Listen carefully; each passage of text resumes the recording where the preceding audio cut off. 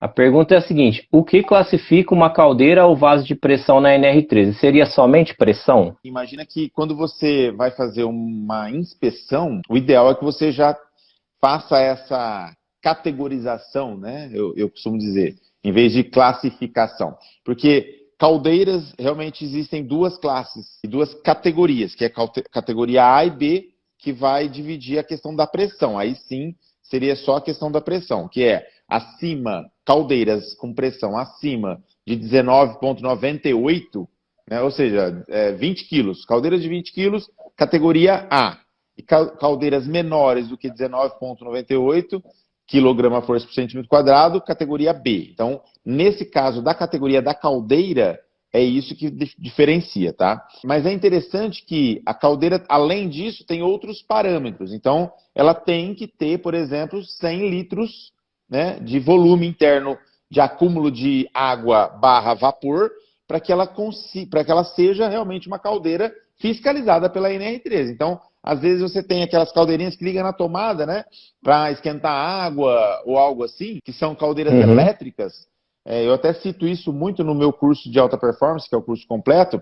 E aí você tem lá 50 litros, 60 litros. Por que é feito assim? Justamente para não se enquadrar na NR13 e não ter ter que seguir todos os parâmetros, de ter um memorial de cálculo, de ter tudo aquilo. Então, essas caldeirinhas pequenininhas, né, não deixa de ser uma caldeira, mas não é enquadrada na NR13. Tem que ter mais de 100 litros ou mais, para que ela seja realmente enquadrada na NR13, tanto a de categoria A quanto a de categoria B.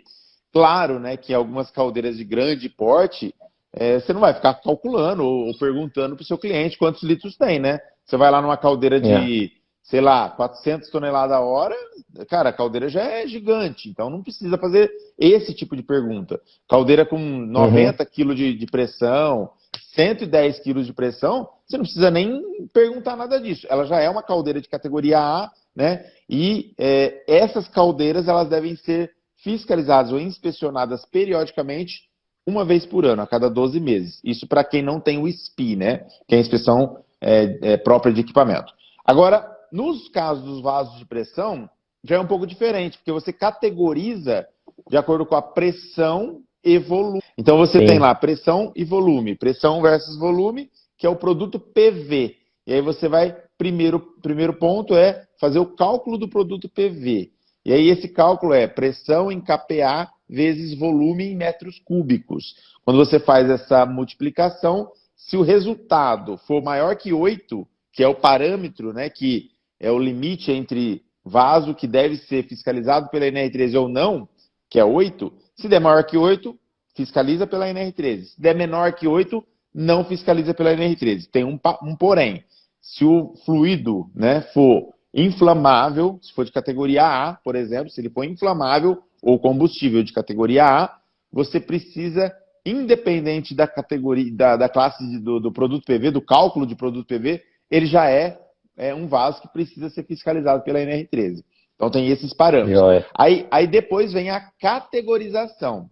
E aí a categorização você precisa fazer o mesmo cálculo de produto PV, mas já para categorizar, que seria o grupo potencial de risco, que a gente chama, para avaliar o grupo potencial de risco. Aí é produto PV, só que o P não é mais em kPa, é em MPa, que é megapascal, e V em volume em metro cúbico. Então você faz essa conta, aí vai dar um valor bem menor, tá? E aí tem toda uma tabelinha lá, menor que 1, por exemplo, seria categoria, grupo de potencial de risco 5.